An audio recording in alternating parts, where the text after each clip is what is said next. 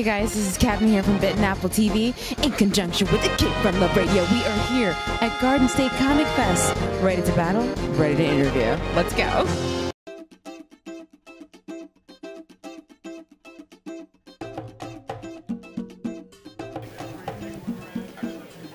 Hey guys, this is Cadma here from Bitten Apple TV in conjunction with the Came from the Radio. We're here at Garden State Comic Fest. Now, of course, being as curious as I am, I see Iron Horse. Now, it's an industrial fantasy from what I'm understanding, but we need to learn a little bit more about this book. It's very eye-catching. So, Gavin, tell our viewers here a little bit more about this book. Well, Iron Horse is about a giant medieval city, like about the size of Manhattan or something similar, and it's transitioning into the industrial period, and the guilds that control that city, some are waning in power, and others are growing in power, and that puts them into conflict with each other in their new place of things, because nobody likes being obsolete, so, you know. It doesn't sound so medieval. It sounds like our times right now. So I'm a little curious about the protagonist you have here in front of Iron Horse. Now, what's his deal? Like, what is he doing? Well, he is a member of the Thieves Guild, and he wants to go about life, you know, just plying his trade, stealing stuff, which is what he likes to doing. But then he stumbles across the fact that his guild's old arch rivals, the Assassins, are trying to do something. They're trying to modernize. They're trying to get actual black powder weapons, and that could upset the balance very easily in their favor. They might try something against the thieves.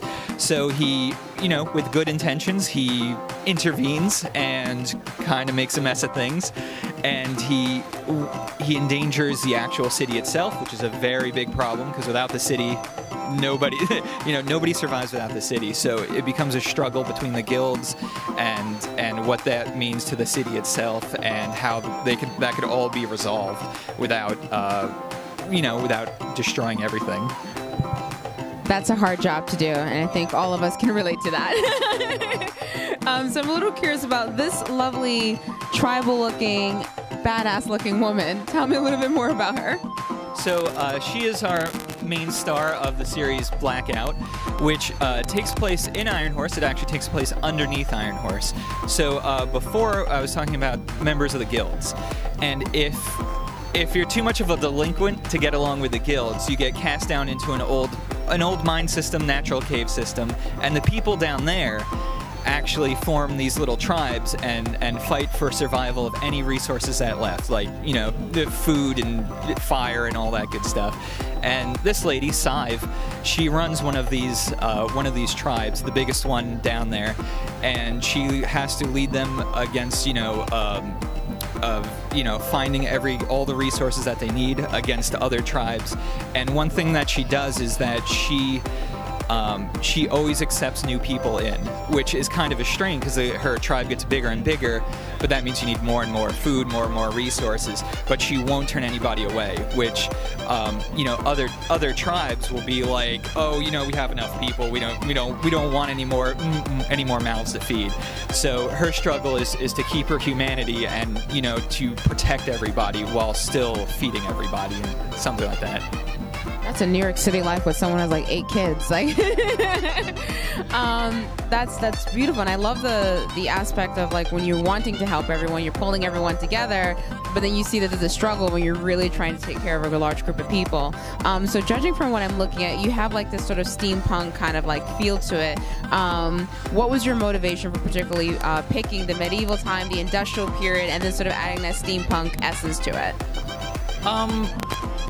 I think the very first grain that it all sprung from is that I wanted something where I could have different levels of technology. Like, I could have people sword fighting, and that's okay, and I could also have people shooting each other with guns, and that's okay. And then from there, I was like, well, how can I make that work? How can I have my cake and eat it too? It's like, well, if it's medieval moving into the industrial period, it's like, boom, right there. Right there is when I could have it all. Oh, that's perfect. Now, I'm just curious. Now, you've obviously been doing this for a bit. I don't even know. So what I want to know is, what sort of descriptions, maybe someone ran up to your table and could describe your book when they looked at it. What's the best description that you've heard about your book so far? That's an interesting point. What do other people say about my book?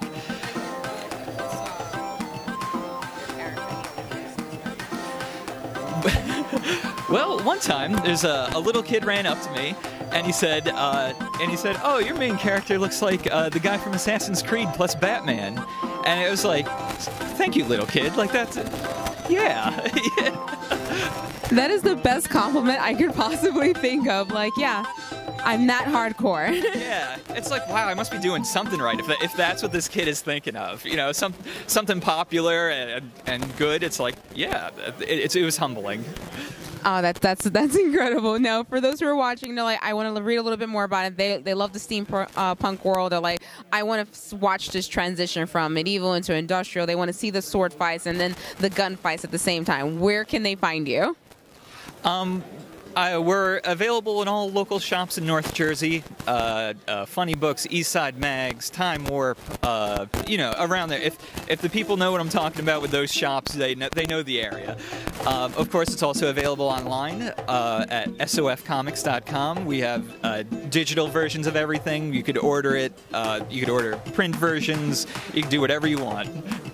Make sure you guys check it out. Go to sofcomics.com, get yourself a copy, and dive into a whole other world that you've never seen before, but yet relatable to the common world of now. Thank you so much. Thank you. Bye.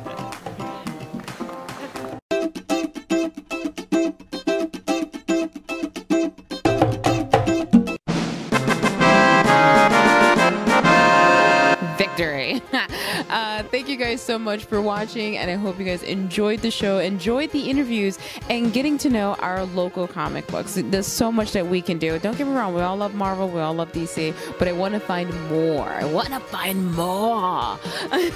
Thank you guys so much for tuning in. Be sure to give me a clicking the thumbs up, as well as clicking the button down there to subscribe. Just do it right now. I mean, the button is blinking, it's winking at you. It's like, baby, you want more. And you do. Bye.